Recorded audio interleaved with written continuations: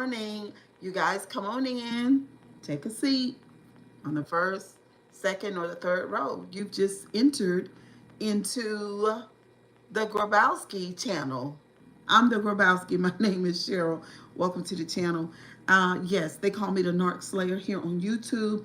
I teach people what to do with toxic relationships and how to deal with toxic people. And your biggest tool are boundaries. You know, toxic people hate boundaries, right? So this morning, guys, if you deep laners come on in, we're going to finish part 2 of entry number 17. Journey with Eternity. They call her Tori. This is her version of the story that she's telling, entry number 17, where she talks about the love of her life, and she end up ending her life. So you guys come on in. If you're here for the first time, don't forget to thumbs up the video on your way in. Okay. Don't forget to thumbs up the video on your way in, and welcome. Hey guys, hold on one second. Hold on. As soon as we go live, there's 7 people here. Good morning. Y'all come on in. I'm gonna wait for y'all. Give y'all a couple of minutes to come on in and get you something to drink and sit down. I hope y'all are having a fantastic Tuesday. Today is Tuesday.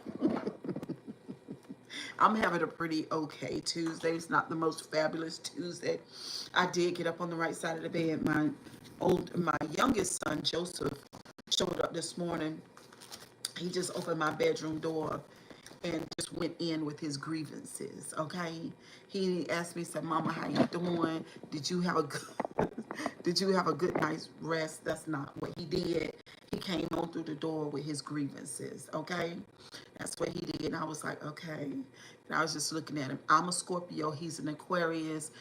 We don't mix, but we do kind of think alike sometimes. You know, because Aquarius is not to be messed with. But y'all come on in. Damn woman, you are looking good. Thank you, Armando. Thank you so much. Good morning. Could you thumbs the live up or double tap your screen for me? Yeah, so he came on in this morning, honey, and did his little thug thistle before he was on his way to work. Now, the thing about the type of work that he's in. What's up, the Don? Could you thumbs up the video? When it gets cold, work slows down, right? So, you know, if you're the type of guy or woman, because women do HVAC work too, and construction, stuff like that, electrician. I don't think electricians slow down in the wintertime. But the other ones, then, you know, you just got to govern yourself accordingly, because you never know. I mean, you do know that when it slows down, you still got bills. You know what I'm saying? But y'all, welcome to the channel. Y'all come on in. Come on in.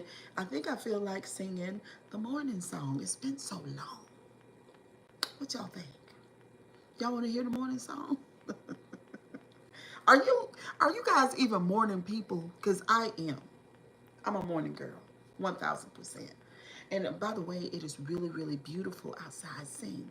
Looking good. Okay, we'll sing it. Good morning, North Carolina. Good morning. Da da da da da. Good morning. Good morning.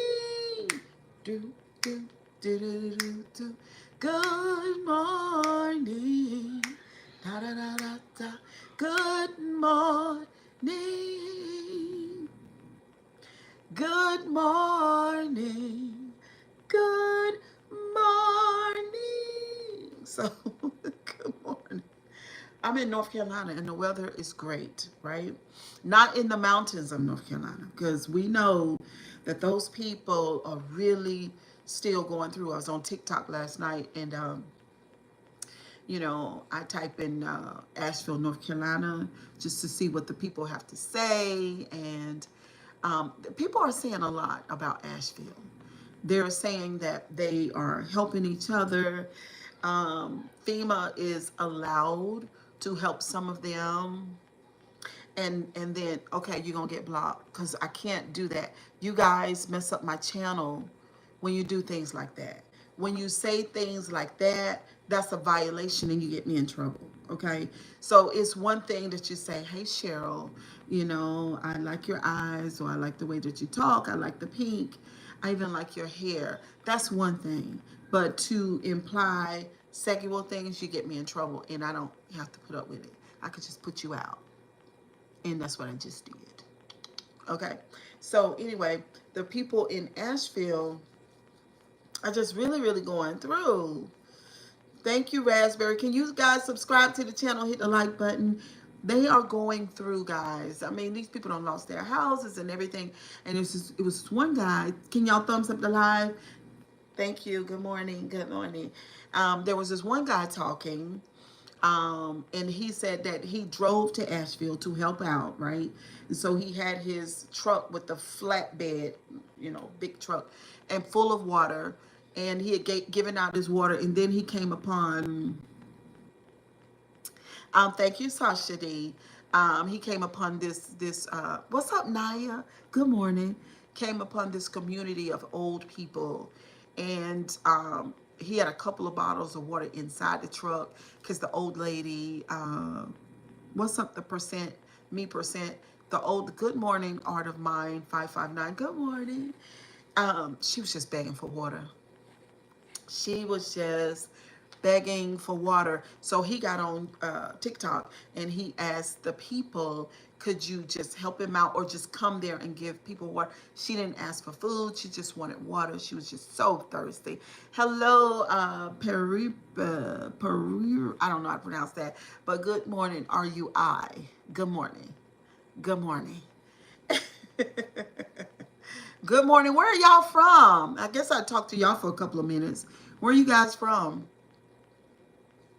So anyway, Asheville and Florida too. Florida is still, Florida, some parts of Florida, they really went through, you know, their houses are torn up. I guess those Washington, D.C., Cape Verde, Africa, Verde, Africa. Okay.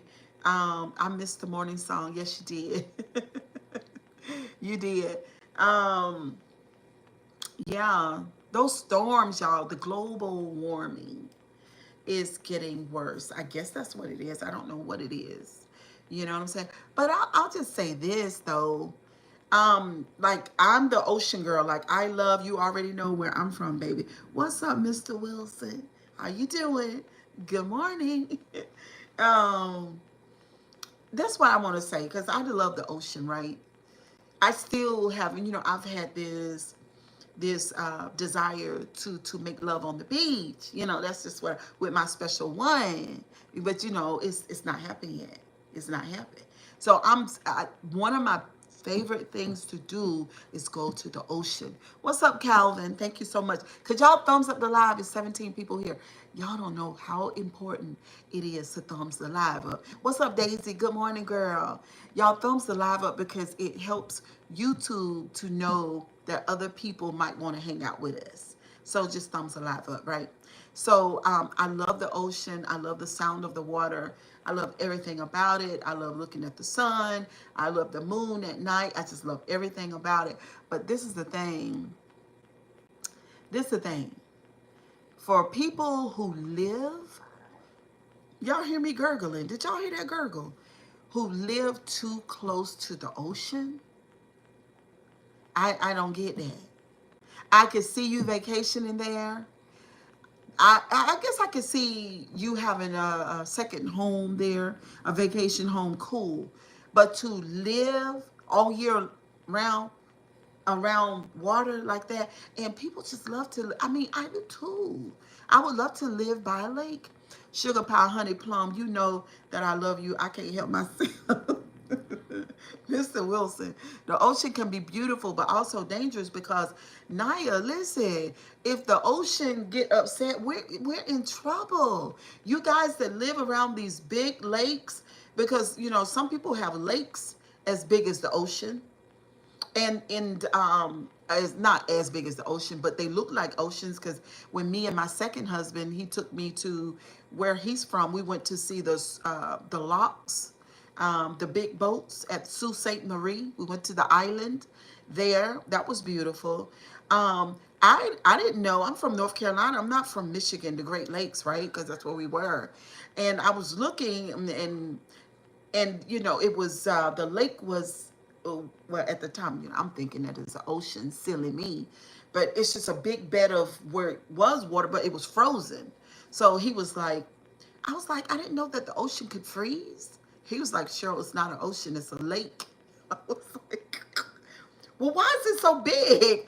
I can't see on the other side. You know what I'm saying? It was that massive where you can't see on the other side of it. You know what I'm saying? It was a lake as far as I could see. It's not a lake. I live 7 blocks from the ocean water. Cali girl. Ooh, woo. Hey, Latoya girl. Hey, Latoya, good morning. I hope you're feeling good this morning. Girl, no, y'all. Listen, y'all got to come further inland. Even me, myself, here in North Carolina, I'm realizing that. What's up, Miguel? I'm realizing that I need to. I told Monet, do we need to move further inland? How many husbands have you had? Can I become the last? I've only had 2. I got married when I was 18, about to turn 19. And then I married again at 40. Just 2. Um, but I don't know about a third husband.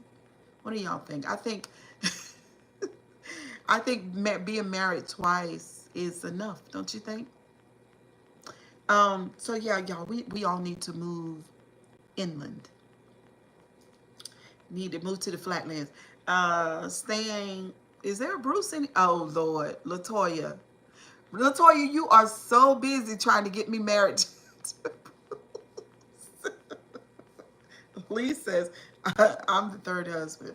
What's up, Josine? Is that Jose? I'm sorry, guys. There's people calling my phone. I will live on flat land with lakes. Not the really big lakes, though.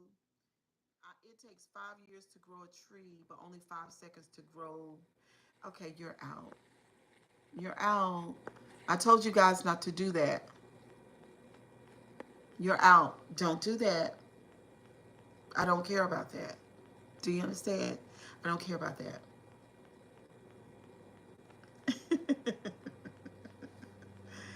Yeah, we got to move further inland, but it's true. But what's true? Y'all hear the plane? Did y'all hear that plane? Because we have a landing strip really close here. I think I'm the husband you've been waiting for all this time. Quit wasting. Mr. Wilson, you're 33. Are you 30? How old are you? But what's true, Burnaby? What's true? Because if you say something you ain't supposed to say, you going to the YouTube trash can. That's what's going on. What's up, Carlos? Where the women folks at? Where the women? I don't know if there's another. I don't know because you guys, y'all really be on YouTube. I be seeing the ladies in the mornings and in the evenings cooking with the short shorts and the booty shorts and the little meat that comes out under the bottom, and y'all be in there. What's up, Carlos? I need a collab with Nora Potts. I don't know who that is. I don't know who Nora Potts is. Okay. But anyway, y'all, yes, I love the ocean too, but living is our world is changing. What's up, Monique? Good morning. How you feeling this morning? Our world is changing, and I think we need to get away from the water, not live there. This one guy said in Florida that he had been in Florida for 6 years. 33. You are 33, and that he's had to rebuild 3, 4 times. That's crazy. It's got to be traumatic. Don't y'all think it's traumatic to be listening to all that wind and water? No kids. That's a good thing. Do you want kids though? You're welcome, Monique. Do you want kids, Mr. Wilson?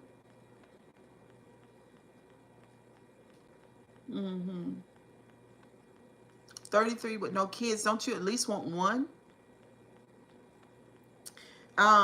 Yeah. we got to that. Those storms are terrible, especially in Asheville. All right, so let's get into the commentary. So you and Nora Potts would be good together. All right, Lee, that's the last comment I'm going to read from you, okay? Because you're giving me that you're drunk early in the morning, okay? What's up, Masha Fane? How you doing? Let's get married to Move by the Ocean, baby. You are funny, okay? Cali girl. He's giving that he's drunk, and I don't feel like talking to you because you should not be drunk on Tuesday morning. Now, a little tipsy on Tuesday evening after having a good dinner, maybe, but not early in the morning. You're giving not a functional person. We don't want that. That gives us that makes me feel like you have trauma because you're drunk early. All right, so y'all, we're gonna get into entry number 17 again. We gotta finish it. So we stopped at 32 minutes. So we got sort of like 20 minutes, y'all. So I hope y'all are here for it. We're on 5%, I hope. Only if you want to. Oh, Mr. Wilson, you're such a charmer. You're such a charmer. All right, let's go. Let's do full screen. We have about 20 minutes. Let's come closer. Come closer to me, baby. All right, let's go, y'all. Let's see. Check the volume first. Jewelry, but just like maybe some fashion pieces. I can't remember. It wasn't a lot of stuff. And I think I had written her this letter. I was always writing letters. In fact, one of these entries. Can y'all hear it well? I have an email from me to her talking about just how devastated I am about us, about how we were no longer together, even after I had been with and broken up with my first formal girlfriend. So Sonia is like, I call her my first love. Okay. But the person I was with after her was my actual first girlfriend, because I wasn't a mistress, I wasn't a secret, it was a good, healthy relationship. But I had gotten with my girlfriend, we had broken up, evidently recently, based on this email, and I'm still talking about how much I am in love with Sonia. So there were so many times where I just tried to break that emotional connection, and so many times where I failed miserably. And at one point, I tried to kill myself in a very, very sloppy way. So again, dealing with basically undiagnosed depression, I'm in a state where my body and would have dedicated my life to no longer wants me. And I can't deal. So there was, I think, maybe a weekend, and I'm like, you know what? Fuck it. I'm done with this. I'm done with this. I'm tired of feeling like this. I'm tired of being alone. I'm tired of life treating me like this. I'm tired of not being valued by anybody. I'm done. So I poured like a bottle of pills into like some soup.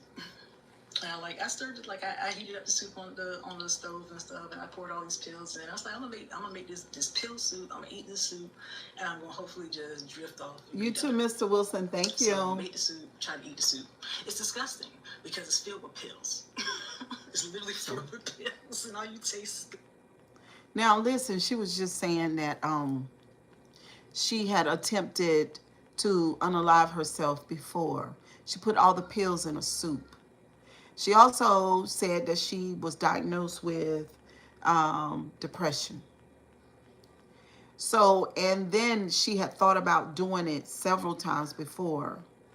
So do you guys know that if you have, that if you have a desire to unalive yourself, right? And if you visualize doing that, and if you're sad all the time, that's not normal. Y'all do know that, right? and that all of this is are signals and signs that her mental health is not good. It's not good at all. Medicine. It does not taste good. That's why they're swallow pills and not chewables. So I'm like, all right, this is a bust. And then I'm like, okay, the fact that I actually tried means I need some help. So what I did first was I called the suicide helpline. It was not helpful. I don't know who I got. I got something. I hate. Okay. All right. So let me read you Poopy Pie. Sometimes I feel like trauma dumping on the internet is a cry for help. Searching for some affirmation, reassurance. These people need to seek therapy instead of making YouTube videos. Yes. So Poopy Pie, I totally agree with you. That's why I'm here on YouTube. That's why you guys see me today. I didn't know that I needed therapy. There was nobody in my life there was nobody, there was no client, there was no husband, there was no, my mother, my father, there was no one that said just outright, Cheryl, you need therapy. There was no one. So I'm here on YouTube. And I've been doing this now, how many years, y'all? At least 2 years, saying to people that you need to call you a coach, you need to call you a therapist, a counselor, or somebody, because this is not normal. This is all under mental health. You know, just like we have a physical profile, right? We have a my chart. We have a my chart when it comes to our body, our blood, our muscular system, our brain, our kidneys, our liver. So, yeah. All right. So, yeah. Yeah. So let's go. I was trying to get reasons to live. You were not helping. So I said, okay, all right. The fact that I tried this means that I might try something else a little bit more successful. So I actually drove myself. I drove myself to the hospital. I drove myself to the hospital. I was like, I am potentially going to hurt myself. And so after sitting in the waiting room a little bit, they checked me in. And so nurses coming and talking to me. And ironically enough, I'm all chipper and like da da da da da, and they're like, "What are you here for? Depression? Can we kill myself?" Good morning, WV. They're like, "Well, you seem fine." I'm like, "Yeah, right." So I'm, but I'm there because. So, do y'all notice, or is it right? Rest in peace. Do y'all notice? What's up, Nard? Good morning. Do y'all notice how she laughs? And I know she does it to cope, you know, with all the feelings that she must be feeling.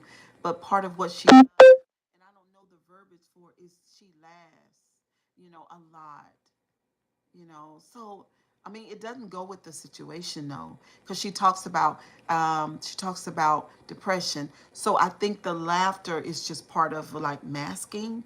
Do y'all think that? Yes, I noticed that. Do y'all think the laughter is part of a mask that she's created in order to be able to deal with people, communicate with people, and be around people, that she laughs? This is Tori.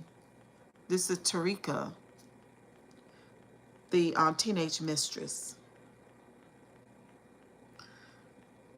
And I'm trying to do what I can for It's a myself. cope laugh. And it's in a my reflex state, to this try is to the make best I the can come up with. So absurdity, then tragedy of the they transferred situation me to an normal. actual, I guess Okay. it's a psychiatric hospital. That's when shit got real. I actually never got checked in. It was such a busy night that me and like a good dozen other people just were sitting in the waiting area the entire night. I remember this teenager came in, which I think the teenager, they were dealing with like bipolar disorder, and so they were there with their dad, and I just remember and nothing weird or out the way was happening in the waiting area. Honestly, we were just sitting here, just like what you coming here for? You just observing each other all late into the night, early into the next morning.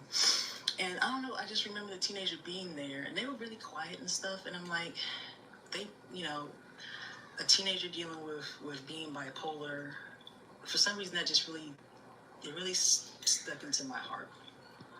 I really can't even describe it. I just remember them being there and just being really conscious of them being there. So anyway, come the next morning when we've all sat in there, I finally see a doctor. And they asked me how I am. I'm like, I am fine. I'm like, I don't want to be here. I will say a lot of hospitals and crisis centers for mental health units are wild. I have been institutionalized twice, and neither was a pleasant experience.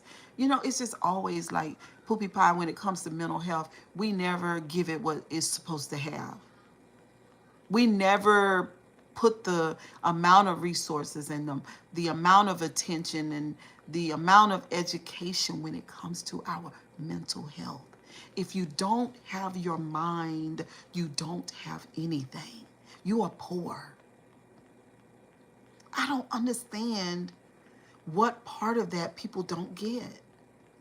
You know, it's just, it's been such an awakening and empowering thing, Poopy Pie, for me to deal with my mental health. Do you know what I'm saying? Um, one thing too that I want to point out when it comes to Tori. So I don't want anybody to get it twisted. Tori is not a stupid woman. Tori is very intelligent and intellectual. Okay? She has brain power, but her brain power has nothing to do with her mental health. Those are two different situations. Very intelligent. Okay, let's go. Being in that waiting room showed me, I said, I don't need to be in this hospital. Not because I'm like, oh, I'm not like crazy like other people. I don't mean it like that. I mean, I did not want to be in that hospital because that would not be healthy for me. That would actually make things worse, and I might actually like. No, I don't agree with that. So did y'all hear what she just said? She said her heart went out to the teenager with the bipolar. And she saw some other people and she said, "Oh no, no, no." She said, I don't belong in here. This environment is going to make me worse." Is what she just said. But I don't agree. I wish she would have stayed. You know, is let me just say this. Let me be honest, right?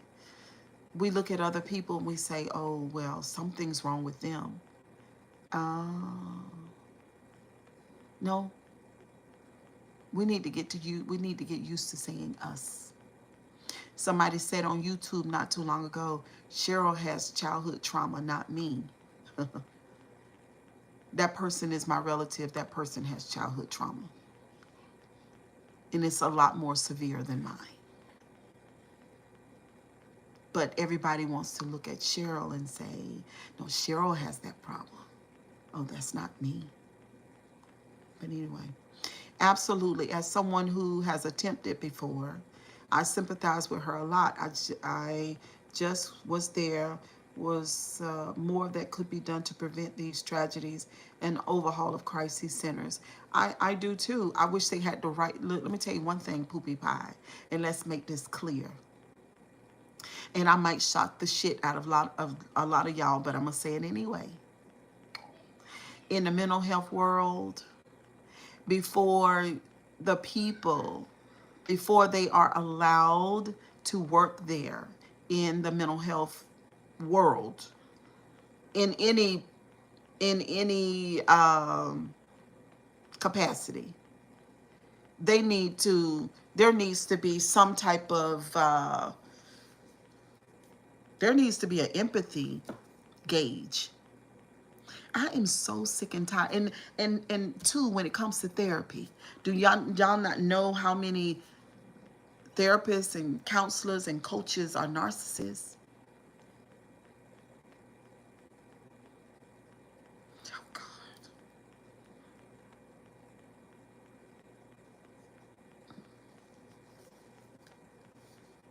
that you might be, well, you might go to the place and you run into the wrong person that's supposed to be able to help you, and they exploit you and take advantage of you. Those places are fucking terrifying. Oh my goodness. Those threats of being assaulted by other patients and being stuck there because of the way they handle how to be released. Yes. What negativity one allows their mind to consume over time leads to mental health issues. Gotta be strong. I don't agree with that. Nard. Strong ain't got nothing to do. Strong sounds like survival.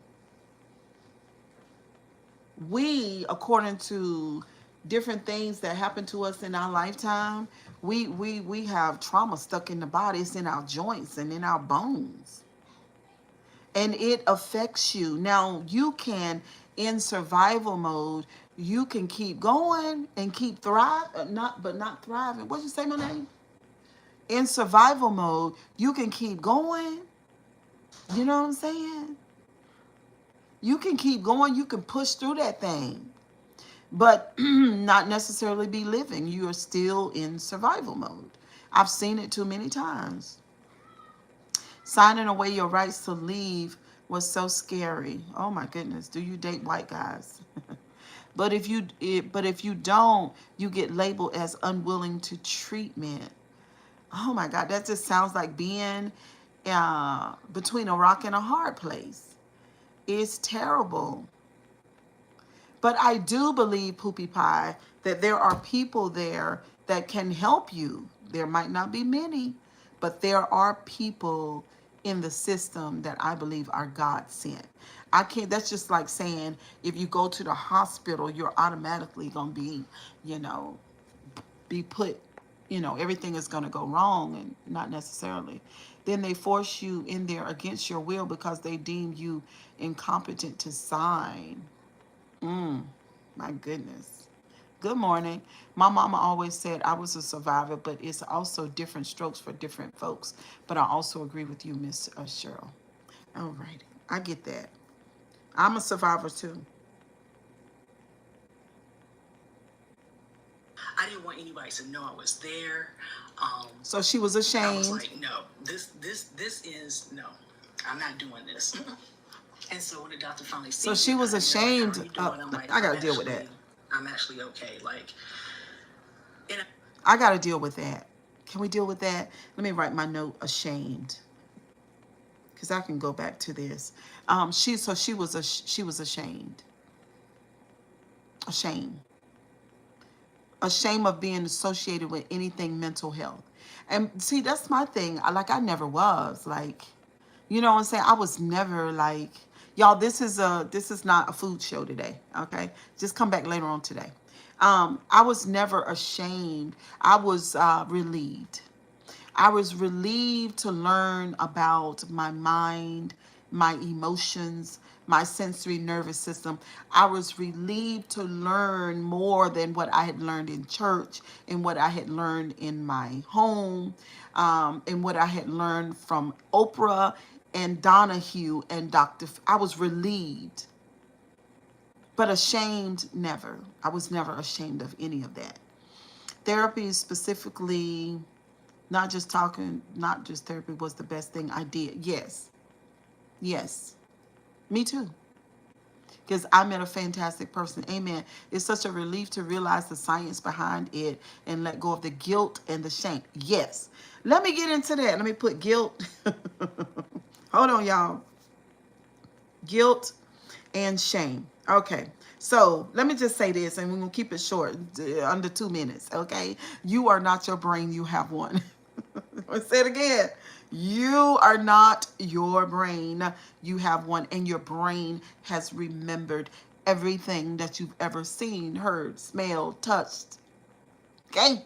It's wonderful. It's a powerful thing. Okay? And the brain protects you. Yes, that's its job, to protect you. And it remembers things, okay? And then we go over there to the local church or with grandma and grandpa and them, and they give us the commandments. Thou shalt not do this, and thou shalt not do that, and thou shalt not do that, and that is wrong, and this is a sin, and don't do this and do that. But the brain has remembered certain things, and we've been coded, the brain and the body. And when we've been coded, there are certain things that we're going to do because that, before we heard the commandments or something like that, there were things we were listening the whole time while we were 6 months, while we were 12 months, when we turn 2, when we turn 3 and 4 and 5 and 6, the brain is taking in, it's ingesting everything, and it's creating pathways. That's the science. So when you go over there to the church and they say little woo woo, and they say all of the woo wooting that they do, is that's how you get the guilt and the shame from what people say you ought not to do. But some of those things have been done to you. And you created pathways in the brain. So you can say, oh, well, I'm not my brain, but I have one. Oh, well, I can train my mind. Oh, I can feel into my feeling. The brain makes the most pathway between 1 and 3, even though we have the little memory of that time. Well, I'll say this, Poopy Pie. This has kind of helped me out. So you might not consciously remember, but there's another system within the system. And that's the sensory nervous system. It remembers. And the cells remember. That's how we get into that thing, oh girl, that's a vibe, or I feel some type of way. It's the feeling that remembers. The body will also remember. Yes, let's get back into it. But the guilt and the shame, if you guys struggling with the guilt and the shame, I want you to put it outside in the trash can and set that mother on fire. We don't need none of that. I wasn't lying, but I was saying what I needed to say, so they would let me go home. So, and actually, I think I actually drove there. So when they gave me some medicine, some antidepressants, and then I went outside and got into my car and left. So I guess I drove there from the hospital. And then when I finally got a therapist, she told me what I had done was a suicidal gesture, meaning you want to do something. Yes, Poopy Pie. All the way. Let me say this. Yeah, that makes sense. Hold on, y'all. I hear you, Tori. I hear you, girl. Hold on. Let me read that. The fire and the brimstone preaching has led to such a guilt, shame, abuse cycle in churches. So in short, it's trauma. That's all it is. It's bad food. It's bad brain food. Isn't that something? Cheryl Grabowski, are you saying I said it's bad brain food? If you're going somewhere, or if you're in a relationship with a toxic person, or if you're going to church and they're teaching fire and brimstone, it's abuse. If you're in a relationship with a person and they are critically judgmental and always blaming and guilting and shaming, it's a toxic stew. Both ways. It's not good. Not good for the body. Not good for the brain. Not good for the life. Not good. All right. Not good. Because who makes pill soup to kill themselves? Oh man, I forgot to do a trigger warning about suicide. I'll make sure I put that up there in the when I post this. I'll make a thing that says content warning. So yeah, after I got released from there, this is when I found a therapist and I talked to her about what was going on, and she was like, "Yeah, that was a suicidal gesture." And so, and I might have had the therapist before I did all that, and that's why I actually went to the hospital, because my therapist told me if you get to that point, go to the hospital. So either I had one, or I had just recently gotten a therapist, or I got one immediately afterward. So I was in therapy for a little bit. And that's when I was diagnosed with like a low-level chronic depression called dysthymia. And I got actual antidepressant prescription, which was amazing because I remember one day I was on my way to work and I was feeling sad, but it was a different kind of sadness. It was like just a good, regular sad. Not a I want to die kind of sad, not a I don't want to be here anymore kind of sad, but just a good, regular human sad. And I was like, this is what sadness feels like? I was like, I can handle this. This does not feel like what I go through on a daily basis of existing. Now, which I had been going through. I'm going to say I this. was in a state. I want to say this. I don't know if y'all feel this way because you can feel however you want to feel, but I'm going to say this. So she talked about a regular sad, and then she talked about the sadness that she feels. Feel it where? In her body, right? In her mind. So the sadness. So one sadness leads to unaliving yourself, right? Obviously, because that's what she did. Now, for the people that say, oh, well, she unalived herself, so she has her place in the lake of fire, right? Some people say that. But I want to stop for 1 second and say this. I want you guys to visualize or even emotionally try to put yourself in her shoes, feeling not a regular sadness, which is good enough. I mean, not good enough, which is bad enough, but a type of sadness that causes aches and pains in the body. The type of sadness that you might not even want to eat food. The type of sadness that you might not even want to socialize. Because then when you do socialize, you have a fake smile on your face like she does all the time. But she's still feeling the sadness. It happens 365 days a year. And it's happening for years on end. Just think about that. I saw this video and this lady said, if your boyfriend hits you, that means he loves you. And she said that her boyfriend gave her a black eye. It's all consuming thing. It's physically hurts your heart. It's like someone drains all the energy from your body. And this is the thing for the people that hear story and automatically begin to speak on some biblical writings.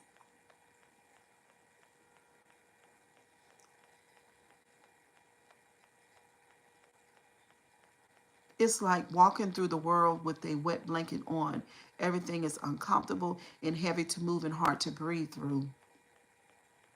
So this is the, have anybody on this live ever been sick? I'm talking about physically. Do you remember what it's like to have the worst virus or cold that you've ever had in your life? Now multiply that times 365 days. And then every year. 1 year after another, after another, after another. And then you say, she's going to the lake of fire. Isn't she already living in the lake of fire? That, when people do that, they are speaking from a lack of empathy. And I don't believe that God, source, whoever you want to call, has a lack of empathy. I don't believe that.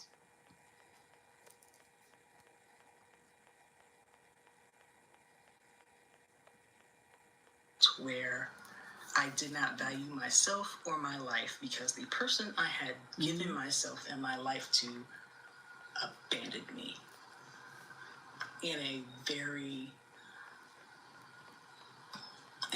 selfish and inconsiderate way. Because so one of her biggest problems, abandonment.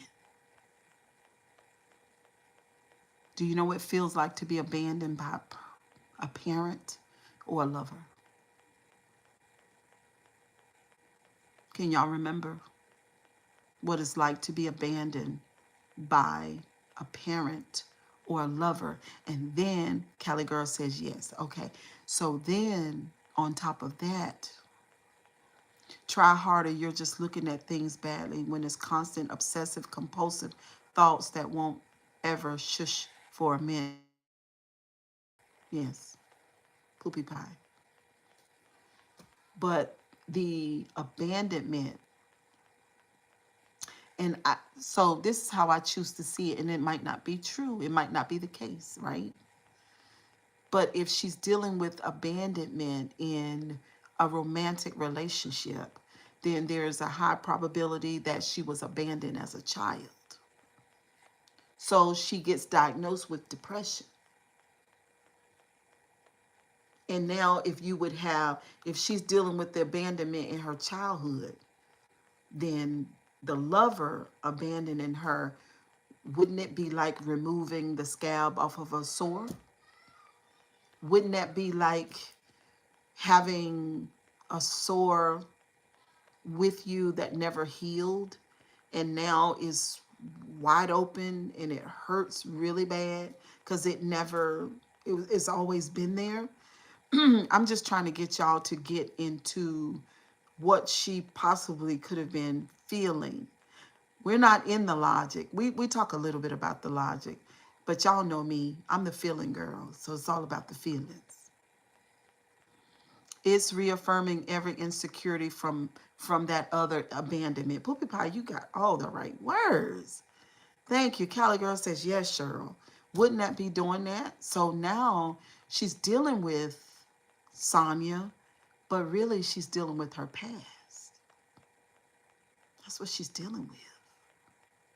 And she's been walking this thing out day by day, many a years. Every I'm not good enough, I'm unworthy of love, thoughts come back. Yes. So when people say, I said it, I wanted her to shake it. She was in therapy, but I'm not, Tori, these are all the things that she's feeling. So I gave y'all the comparison of sickness, but it's a lot. Come on, stop it. I did not have anyone else I could turn to. I couldn't talk to anybody about these feelings in this relationship because the relationship itself was a secret. So not only was I Excuse me. exploited because nobody I knew. mean, oh God. When I was left. So you're speaking of your mom. So your mom didn't abandon you, but did your dad? Was dad there? One of the scariest things I've ever experienced in my life was my mom and daddy arguing and fussing and so bad for a while, got real bad, and then they split up. Oh God, that thing felt like I'll never forget it. I remember that. And when I went into do the emotion work with my coach, that's one of the biggest things I remember. Did your dad? Because that abandonment wound is no joke. It's a serious thing. Behind, I was all alone again. And even as I continued to live my life, I always We got about still 10 minutes, y'all. had love for this woman. So, fun side fact, I'm polyamorous, Okay, Nora. which means I can have multiple intimate romantic relationships with multiple people should those feelings arise. Now, I'll talk about this in a different video, but I probably should have realized that earlier in my life. I didn't realize this until my early 30s, but I should have realized it when I was with Sonia because, number one, I did not feel any kind of way about the fact that she had her husband. like, and the fact that I was still able to love her and love other people. Um, that probably actually didn't have anything to do with this, the whole polyamory thing, but I already mentioned it, and I'm not re-recording this video because we are 41 minutes in, and I've said a lot, and I'm not re-saying it again. um, but yeah, that was the trauma for me. That was the time I got closest to actually killing myself. And I say closest not in actual success by tactic, because that was a bad plan, but the fact that I actually tried to do something. Even to this day, I don't own a gun because I've had moments where if I had owned one, I would not be here anymore. Something else I want to share. Because another reason I believe that I am still here is A, the decision not to own a gun, and also the fact that I didn't and still don't drink. So when I was in college, 18, I went to some sociology department event where, you know, they give you, like, if you go to this, you get extra credit or whatever. And they had, like, at the end, they had, like, little charcuterie board and, like, some wine, you know, some cheap, nasty wine and little nasty snacks. But I'm like, I'm in college now. I'm grown. I'm going to taste some wine. So I tasted it. I'm like, oh, this is disgusting. I'm like, this is nasty. Why do y'all drink this? And then I'm walking back to my dorm.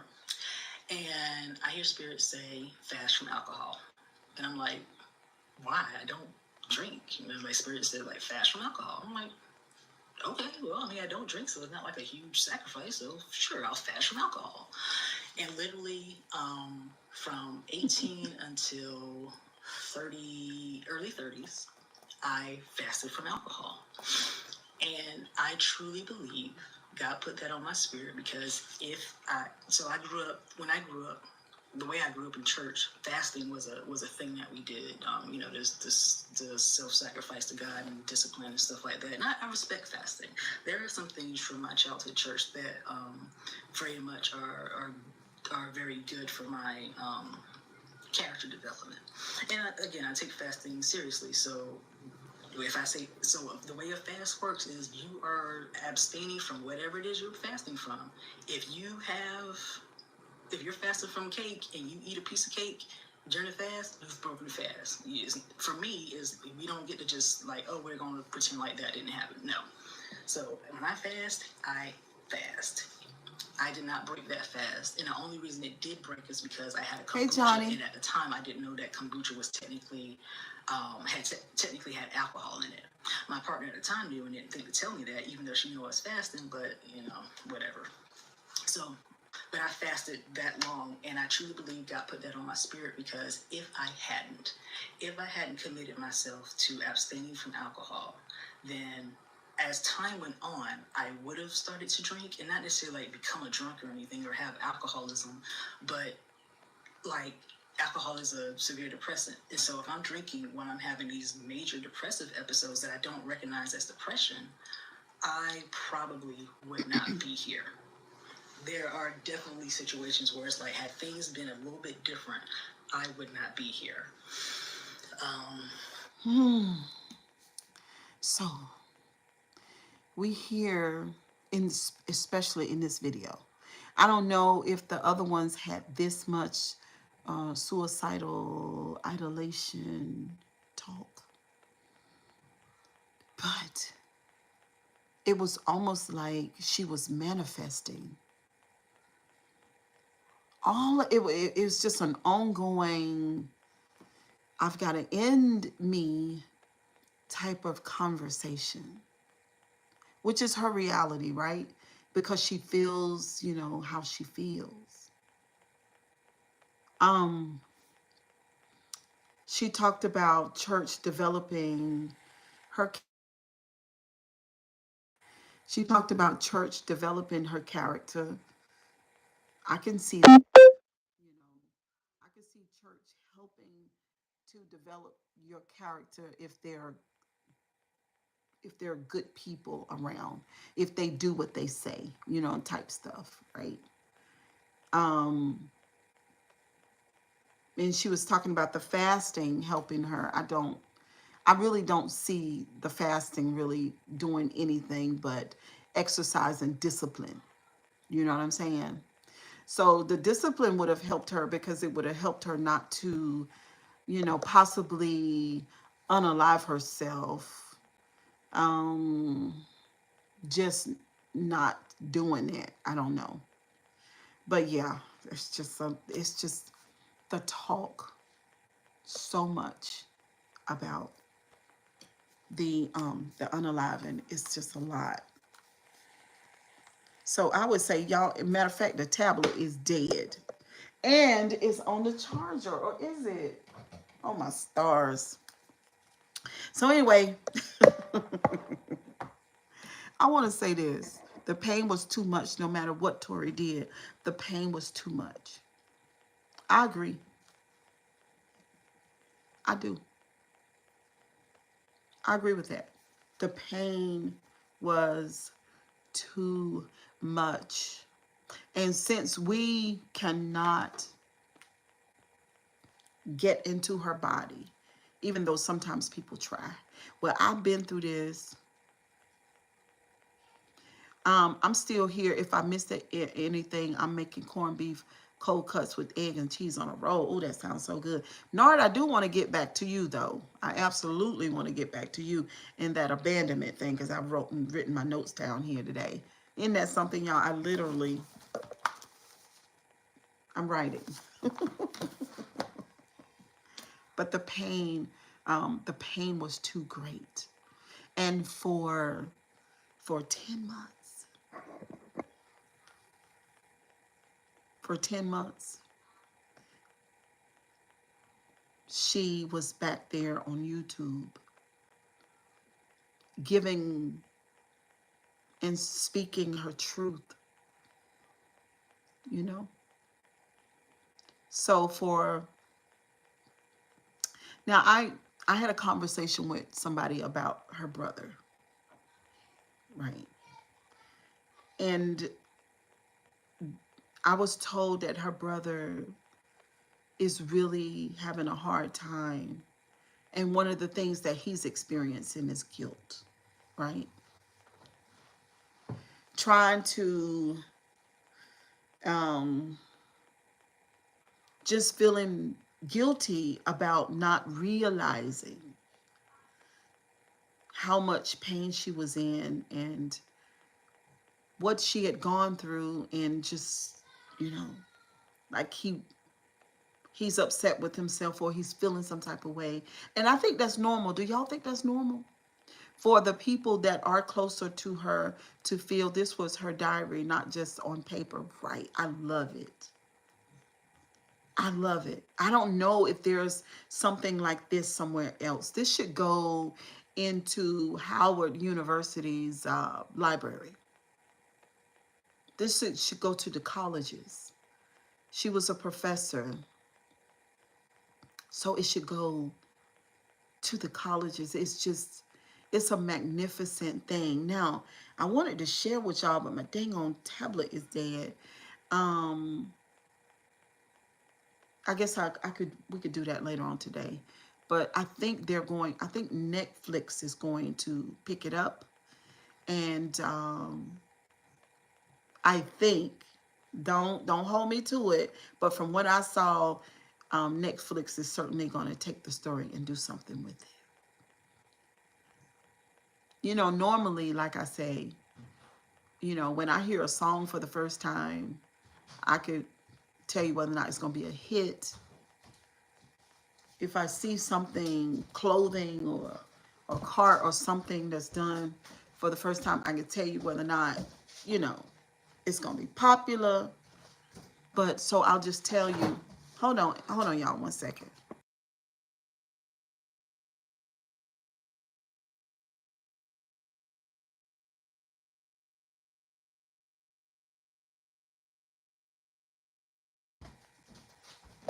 So I'll say this about her story. Okay, Nard, that this story is not going away. It's not going anywhere. It's always going to be here. It's going to get bigger. More people are going to know that she was in love with a woman, a first lady who became a minister, then pastor woman who is still functioning as a pastor, who had no empathy for her, and she's supposed to be God's spokesperson. Wouldn't you think that if God is love, then the pastor is supposed to be capable of empathy, therefore able to love? Wouldn't you think? You wouldn't think that God would have a spokesperson for him that was not capable of empathy and love, would you? Do you think God would do that? Or do you think that person has made themselves that? What do you think?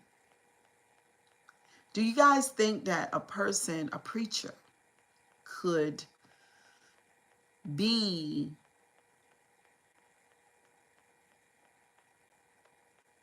incapable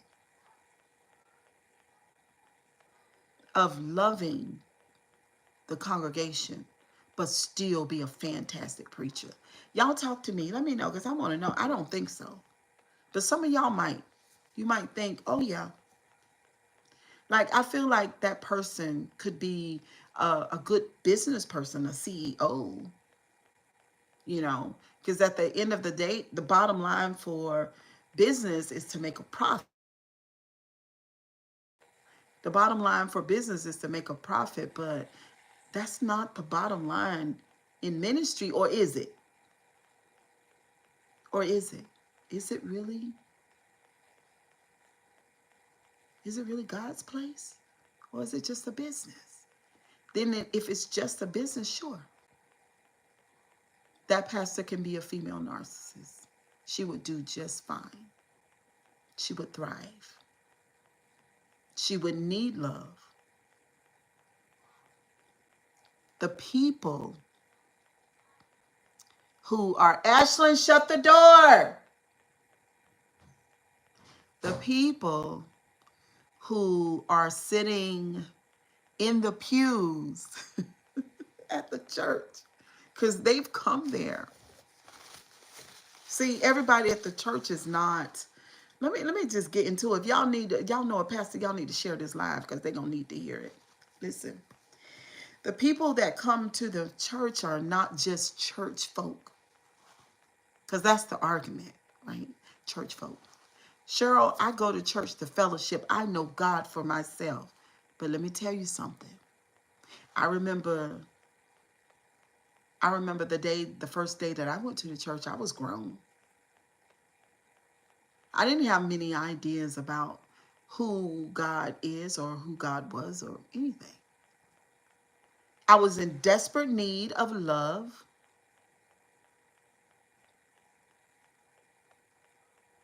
I wanted to be a better person. That's what I needed. I was in desperate need of love. I wanted to be a better person. So people that come to church are looking for love. I said, do you think that God has set a pastor in position and to be the mouthpiece for him, even though God don't have to be a he? But that person who's standing there speaking does not have love. So the answer to that question is no. That is the only qualification that we should be looking at.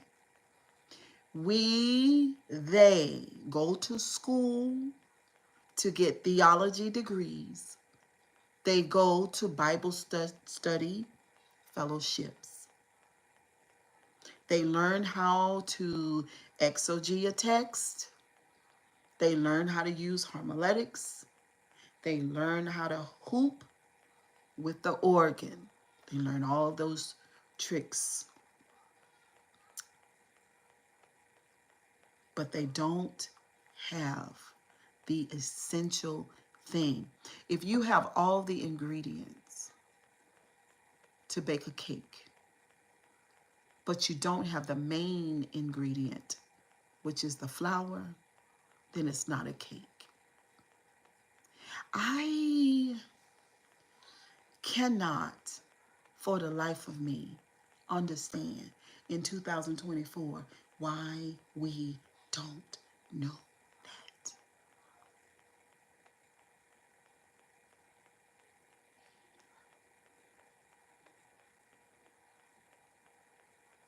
Now, in my opinion, Tori was in love with the female narcissist.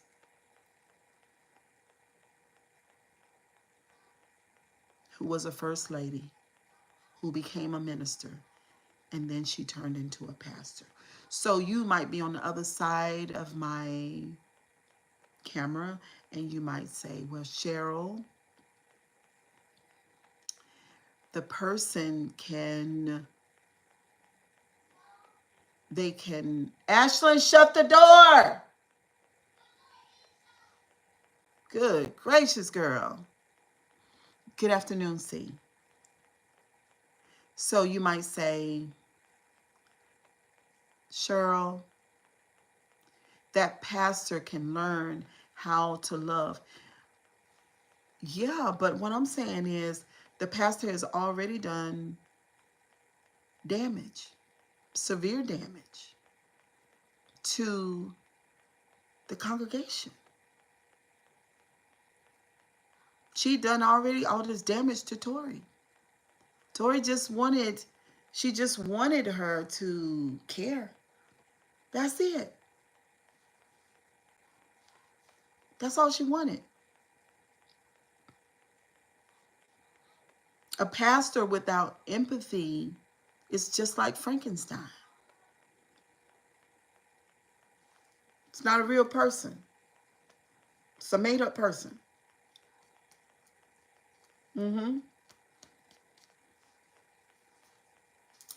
It's a made-up person, y'all. I just want you guys to be on the lookout for it. That's all. Go to church. If you want, go all the days of your life. Go. Worship, follow all the traditions, work in the church. Just don't work underneath a narcissist. Don't do it. I don't want you guys to do that. I don't want you. And this is the thing. When I found out about, because I do believe that this was Tori's issue. Tori being obviously a very empathetic person with childhood wounds. She would be good food for a narcissist. She would be good food because she would be hurting and she would still be loving that narc. And the narc would still be discarding her and blaming her, calling her a witch.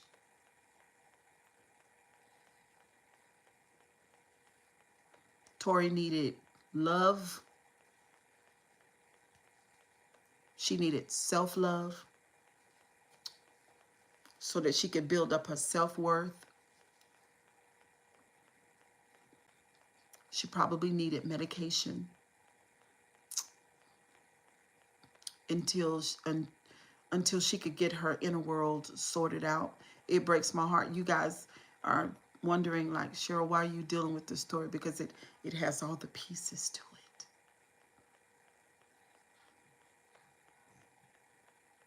She was in a romantic relationship. Y'all know my history. You guys already know my history. She was in a romantic relationship with a female narcissist.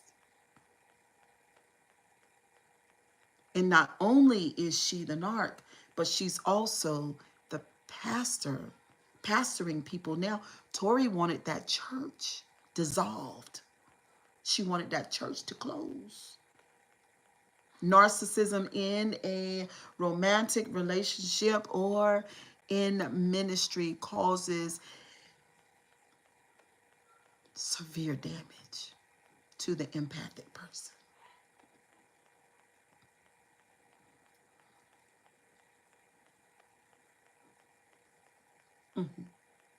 Yeah.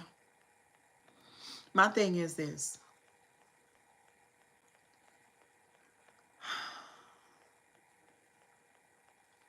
Tori's gone, right? So if I could help someone, I wish I could, like I said this before, I wish I could have met her. Good morning, Nikki Love. I wish I could have met her. I would have had some choice words for her. Um,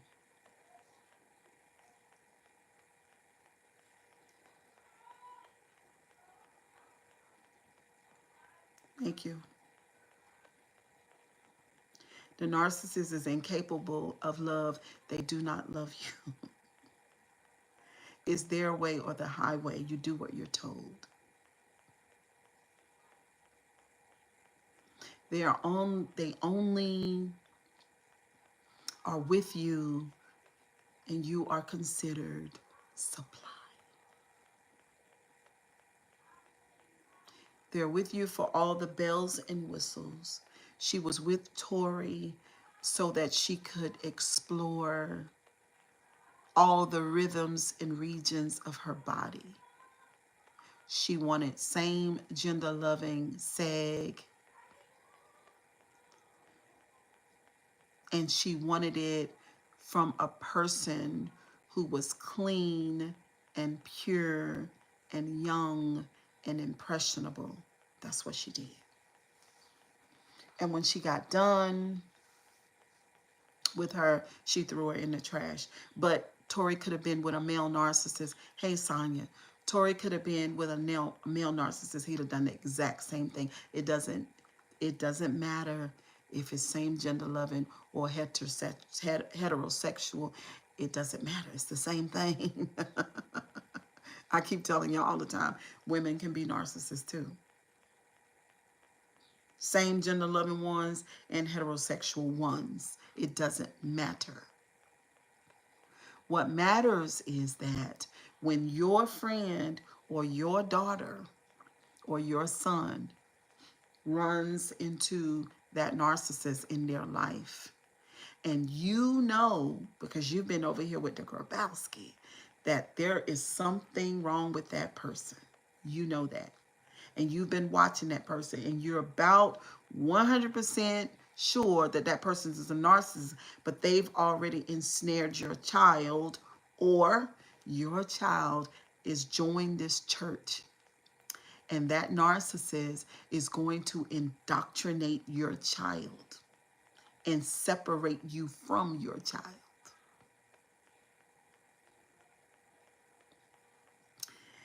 The threat of losing your child to an intimate partner who could possibly unalive your child, whether it's through emotional abuse or physical abuse, because in Tori's case, it was emotional abuse, neglect, and abandonment until she unalived herself. Or it could be like I watched on TikTok this morning. This guy, I wish I had my device, the other one, he unalived his wife. Oh my God. And he went to the Facebook, he went to the Facebook Live and he told Facebook why. He said that when she started to hang out with her coworkers and didn't cook for him, when she started to do other things and not include him, it was terrible. Then the hourglass, he said in his own words, yes, Sonya, the hourglass was running out. Can y'all imagine me? I'm sitting, I was laying in my bed watching the TikTok, and I'm just looking at the camera, and I'm gazing at this man, and I'm just like, OMG. Let me go back and say this when it let me go back and say this when it comes to that man. When your wife isn't spending time with you, and when she prefers her friends over, and when she's not cooking for you, when she's not cooking for you, then you cook for yourself. You're an adult. Um, when she's out with her friends, then you go find you some friends because she's living, so you go live. Um, but you don't, sir. Oh my God. And we talking about we don't understand what mental illness is. You don't go and unalive her. You don't do that. You go live your life. She doesn't have to. You're not a child. Oh, let me say it. You're not a child. You're not a child. Did your mother not teach you? Did your mother not grow you properly? Did she not teach you individuality? Did you not know that that your wife is not your mother? And did you not know that she's not your caregiver? Did you not know that? So we talk about mental illness, narcissism. There's no cure for it. It's a brain disorder. Not only was he a narcissist, but he probably was more, he had to be more than that because his resolve was to unalive her for not taking care of his needs because he's a child. He is a 225-pound, 5'10", dark skinned, full bodied adult male, but inwardly, emotionally, and mentally, he's about 8 years old. And what we do is we judge that man by his outer appearance because he has the stature of a man, but he's a boy. And his pain is so great and his brain is so broke that he comes up with the idea to unalive that beautiful woman who is not in touch with her intuition because she lay in the bed every night with a human being who's capable of unaliving her and does not have the mental and emotional tools to navigate when a person, the wife, is not into the husband anymore. It's time to divorce, and it's time for you, sir, to go do something else. Because that's what adults do. Let me tell you something. We have 4 or 5 things that's a lot responsible for women, the threat against women. We have the cancer, we have the diabetes, and right up there, I think within the first 3 or 4, still is domestic violence still. So when you have a daughter and she goes to develop a relationship with her man of choice, there is a possibility that she can be unalived by that person if he doesn't have the emotional and the mental makeup that he's supposed to have.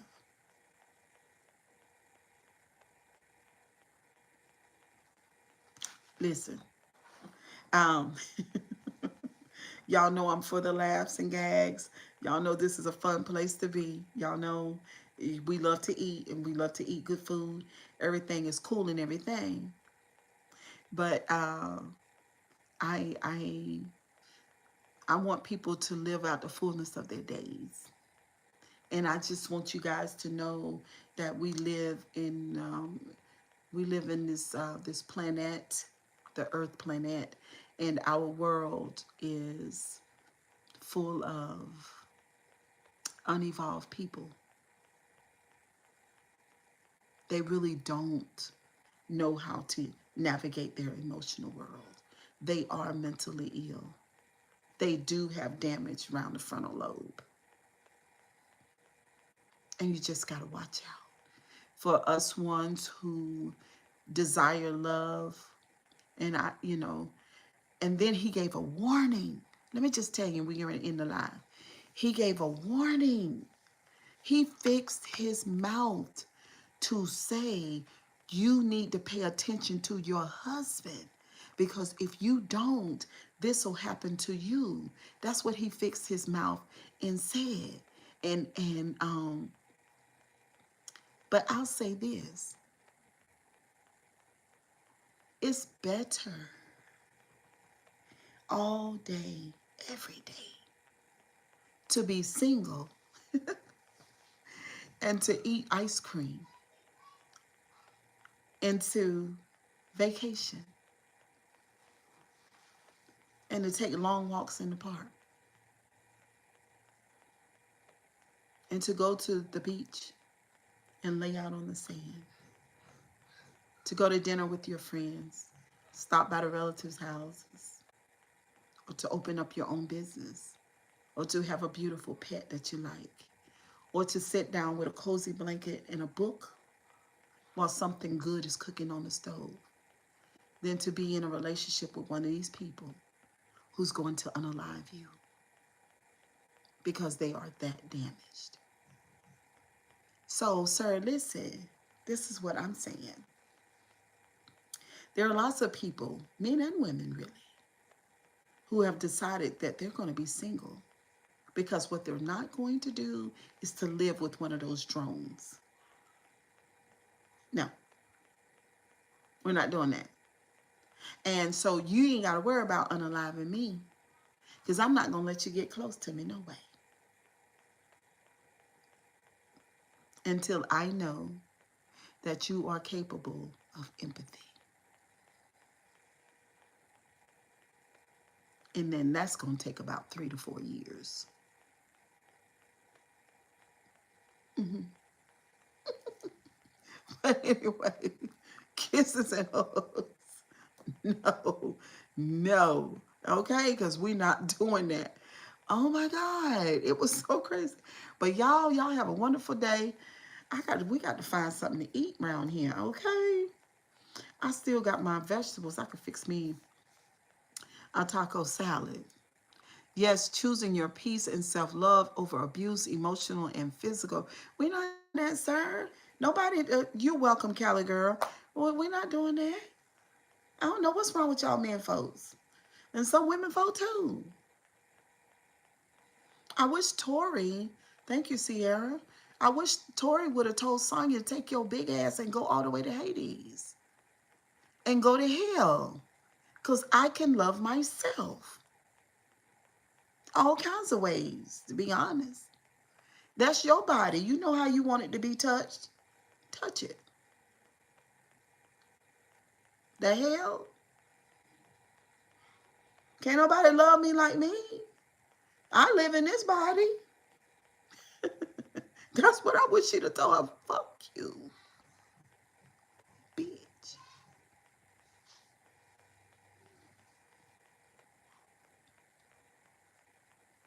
That's what I wish. Hmm. But I understand, though. I understand, because the pain ain't no joke, honey. And that's why some people,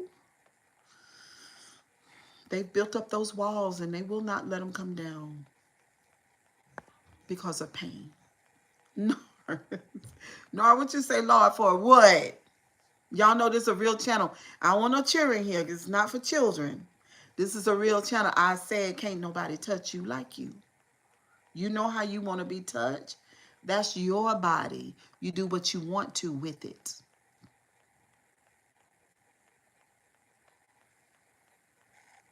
It's your body. This is my body. I do what I want to do with it. What the hell I got to do? Call you and ask you, can I touch it? Whose body is it? It's mine. Y'all, I swear, Lord have mercy. We really need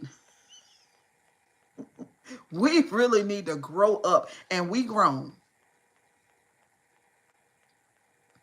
We need to grow up and we're grown. You are not your body, you live in it. So what you want to do to it? I said because it's yours. Let me say that again for clarification. You are not your body. Thank you, Sav. You are not your body. You live in it.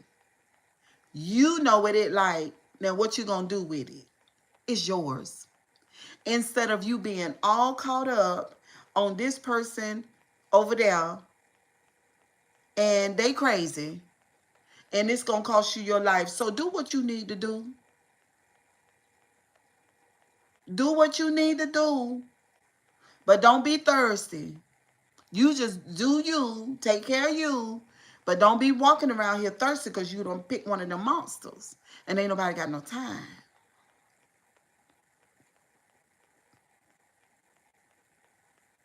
Period. I don't care. It's my body. I do what I want to with. Who said what? Who? Well, Cheryl, the Bible's, what you say to me? I done told y'all. I don't know those people. I don't know them. Don't tell me who wrote it. Who was the author? You said it was a man. I don't give a damn. Girl, if you don't go on somewhere, get out my face. Go ahead on now. Go ahead on.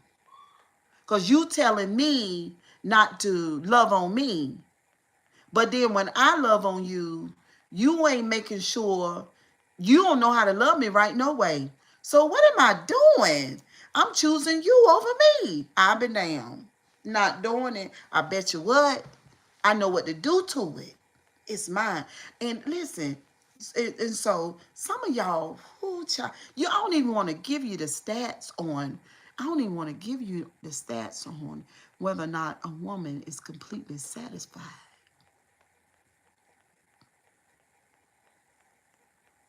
I don't even want to talk to y'all about that. Because it'd be shame. Sometimes, meanwhile, they are doing the most. They are doing the most. Listen, you can have women, there are women who've had children and never experienced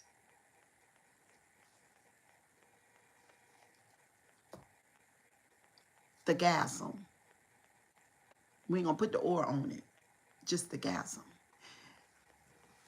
All of this said, and you don't know where and how to touch me.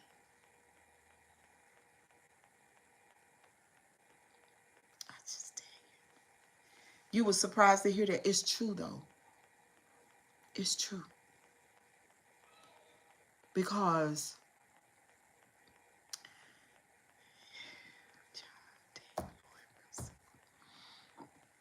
it's just a lot going on. It's a lot. And then for the women who go through that, B. Simone said she never had one. That's a damn shame.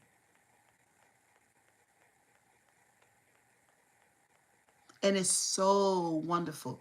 It's as wonderful as, it's about the best thing ever, really, as far as what the body experiences. I haven't,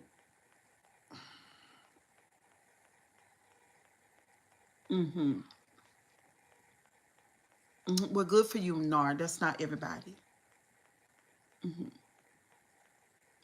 Because, see, it's different. Now, let me get on, Lord Jesus. Let me get into it. Now, it's a different. I remember I screamed so loud one time. Them people about to call the fire truck. I ain't lying. But it was, Yeah, it was a lot. But when it come to a man, Nard, I'm just gonna say this for y'all. I'm gonna say this for y'all. Seriously. Um, it don't take much for y'all though. When it's you guys dealing with us, it takes more. Yeah, it was about to call the girl, it sounded like a siren. I mean, it went from he like that. Literally. I was like, oh my God, I was shocked because it started as it started as pleasure, but honey, it went into uh, girl, it was like the fireworks. Like, what did that? Now I know because it was the regular one, and I didn't realize that you gasm from two different places. I didn't realize that. So you got the entry, you got the entry gasm, right? But there's another one. That's the entry, right? So that's the enter. So there's one up in here. Now that one, God, oh my, it's been a long time too, long time. But honey, they about had to call the fire truck because that was crazy, and it shocked me because I never. What's up, David? It shocked me because I had the first one, right? But but like 2 minutes after that point, special, if you know, it's still going. You know what I mean? So without that, and then you over here worrying me, and I'm over here stressed out about you, and you can't, we can't get there with you. You can't do that there, and you worrying me. Lord, honey, y'all, we need to have a class, but it's gonna have to be a private class. I've been saying this for a long time.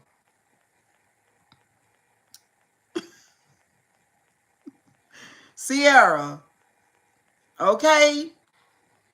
Now, and my desire for every woman that please don't let her leave this planet without that down. Because the first one ain't the real one. It's another one coming right behind that. Gee whiz. And then, oh, and then all of what we go through, Cali girl, all of what we go through. And I don't even get to have that kind of experience. And you think you doing something. What have you done? Because y'all know we be lying. We be faking. Now, it ain't bad. It ain't none of it bad. But I'm saying there's a final destination, and a lot of our partners don't know how to get us there. They don't. Tell the truth. I'm 53. I can say that. Period. Nobody's that man over there unaliving somebody because of something his mama, his damn daddy did to him. What's up, evil cider? See, I ain't seen you in a long time. That's right. I think when I have my class, it's gonna be open for the men's and the women because I got something to say to the women's and I got something to say to the men's too. Because that's just one of those things.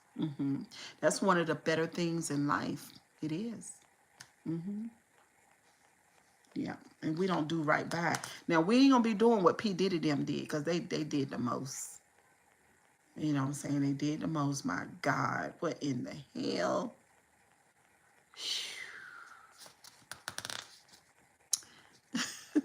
What's up, Jamal? Y'all subscribe to the channel. Hit the like button. Let me see that we get out 500. Did we get to 500 this morning?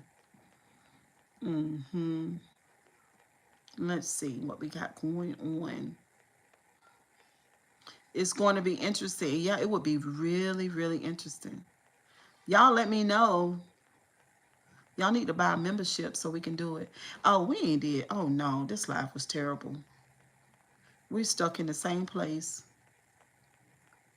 We're stuck in the same place this morning. Y'all don't like these deep lane conversations. What did she say? Let me see.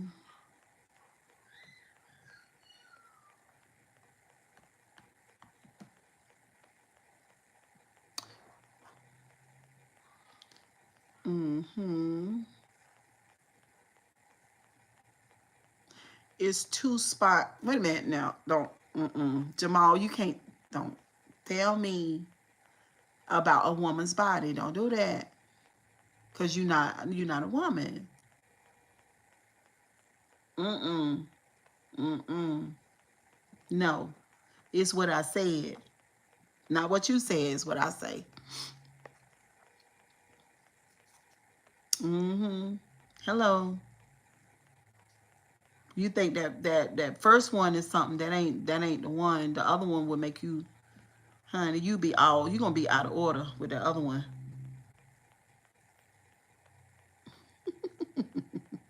You gonna be out of order with the other one for real.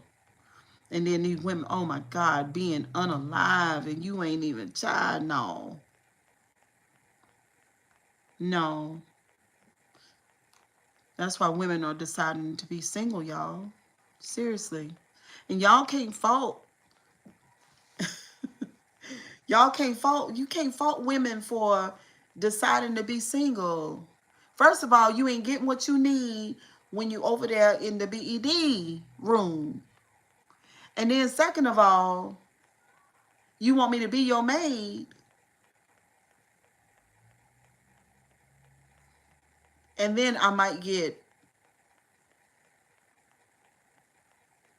unalived. Y'all men, y'all guys need to talk to the other men in your life. Make sure they ain't doing no shit like that. Because it's going to take men to check other men on this type of behavior, y'all. Let me tell y'all a secret, too. Tell y'all a secret. This the men, not the women. I ain't talking to the women right now. I'm talking to the men. Let me tell y'all a secret. When you got homeboys and they act like that, they have some serious issues. And it's probably going back to their childhood issues around, because I feel like, personally, I feel like when a man don't really know, when I'm talking about a grown man, when he really doesn't know his woman's body and doesn't know what to do with it and feels uncomfortable with it, then there's some history there.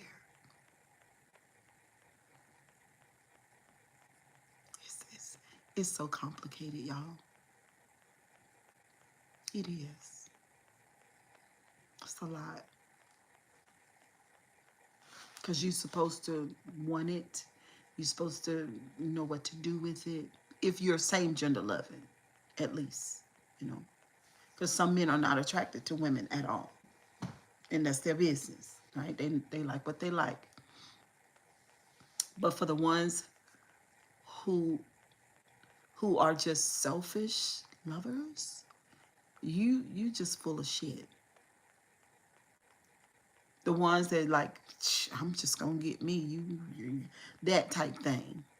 They deserve to be, look, sir, you're gonna have to go your way. I'm gonna go my way. That's what they deserve. But anyway, y'all, I'll see y'all a little bit later on when I figure out what I'm gonna eat. All right. I'll see y'all later. Bye. Bye, C and Cali girl. See y'all later. Bye, guys. Thank you.